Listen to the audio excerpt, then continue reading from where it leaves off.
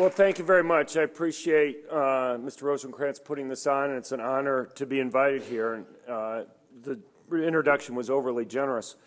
But guns cause bad things to happen, and guns make it easier for bad things to happen. But guns also make it easier for people to protect themselves and prevent bad things from happening. Guns make it easier for you to harm somebody, but guns also make it easier for you to deter criminals from attacking to begin with, and turn out to be the most effective way for somebody to go and defend themselves when they're having to face a criminal by themselves. It'd be great if police were there all the time. My research finds that police are probably the single most important factor for reducing crime. But I think one thing the police understand themselves is that they virtually always arrive on the crime scene after the crimes occurred.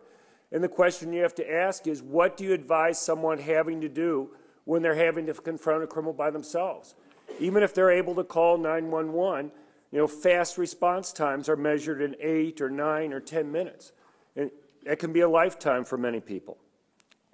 I think, as Mr. Rosenkranz was mentioning to begin with, a lot of people have a pretty good idea of the bad things that happen with guns. He mentioned the number of suicides. But you also have, if you look at surveys done by the Justice Department, you'll find maybe about 450,000 crimes are committed each year with guns. By contrast, you have similar types of surveys that indicate that people use guns defensively about 2 million times a year. So about 4 to 5 times more frequently, people use guns to stop crime than guns are used in the commission of crime. And yet, I assume for exactly the reasons why Mr. Rosenkranz mentioned earlier, people are, if anything, likely to guess the opposite. I mean, if you're an editor of a newspaper and you have 2 crimes that you're talking about, one, there's a dead body on the ground, sympathetic person like a victim. In another case where a woman's brandished a gun, would-be criminals run away, no shots are fired, no dead body on the ground, it's pretty obvious which story is going to be considered much more newsworthy. Now, we all want to try to take guns away from criminals. I mean, one obvious thing that's been tried many times is to go and have gun bans.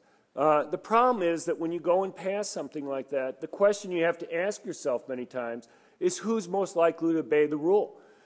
If it turns out that it's the most law-abiding citizens who obey the rule and turn in their guns, relative to the criminals, you can actually see increases in violent crime. In Washington, D.C. Is one important example of that. If you look, in 1976, September 76, D.C. passed a ban banning handguns. It didn't go into effect until February 77. But only once after 76 was D.C.'s murder rate as low as it was in 76. Only twice in 2 years after that was D.C.'s robbery rate as low as it was in 76. And D.C.'s crime rate not only went up relative to what it was in the past, D.C.'s crime rate went up relative to neighboring states, it went up compared to the United States as a whole, and it went up relative to other large cities.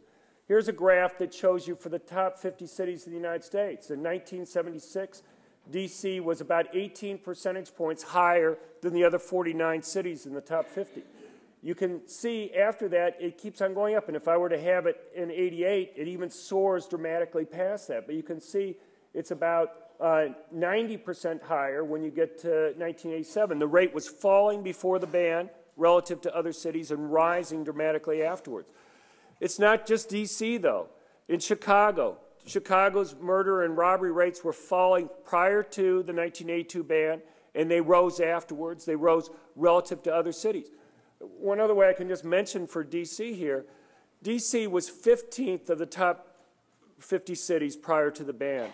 In half the years after the ban, it was either number 1 or number 2, and it was number 4 in another 4 years. So 2/3 of the time after the ban, it was one of the top 4 cities. It was nowhere even close to that prior to the ban going into effect.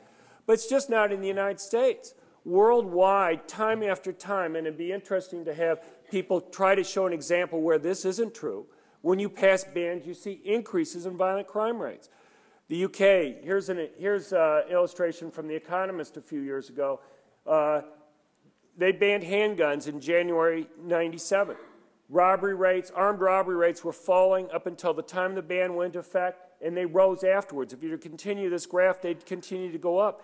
You've had a 340% increase since the ban went into effect in the rate at which people are harmed by guns.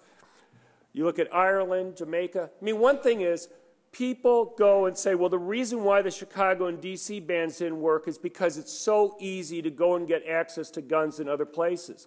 Well, here you have ideal situations. You have island nations where it's relatively easy to go and enforce the borders and protect them, and yet they've seen huge increases in the numbers of illegal guns, because essentially all of them are illegal after these bans go into effect. And yet, just as we see here in the UK, if you look at Ireland or Jamaica or other places, you see time after time increases in robbery and murder rates and violent crimes. Now, one thing people often do is they look across countries and they say, well, look, England has a relatively low gun ownership rate, has a relatively high murder rate, even if their violent crime rate is twice what we are in the United States. And they may point to Japan or Germany or other countries, and they say the United States has more guns, more violent crime. But the thing they have to take into account is these other countries had much, much lower violent crime rates prior to bans going into effect. In 1900, for example, in England, in London, a city of millions of people with no gun regulations, you had 2 gun murders and 5 armed gun robberies that took place. And what you see time after time when these bans go into effect, either violent crime rates no longer drop, or they begin to start to go up, as you've seen in England and other countries. Probably one of the most controversial things we could talk about are gun-free zones that we have in the United States for things like schools or other places. And we hear about these things, they dominate the news. But yet one fact doesn't go out. You cannot find one of these multiple victim public shootings in the United States that occur that takes place where more than 3 people are killed that doesn't take place in a gun-free zone where civilians are banned from owning guns. You want to make places safer. Banning guns, you think, are the easy solution to that. But again, if you pass a ban and it's the law-abiding good citizens who obey the ban and not the criminals, rather than making it safe for the would-be victims, you may unintentionally make it safe for the criminals who are intent on trying to harm others and make less for them to worry about. Thank you.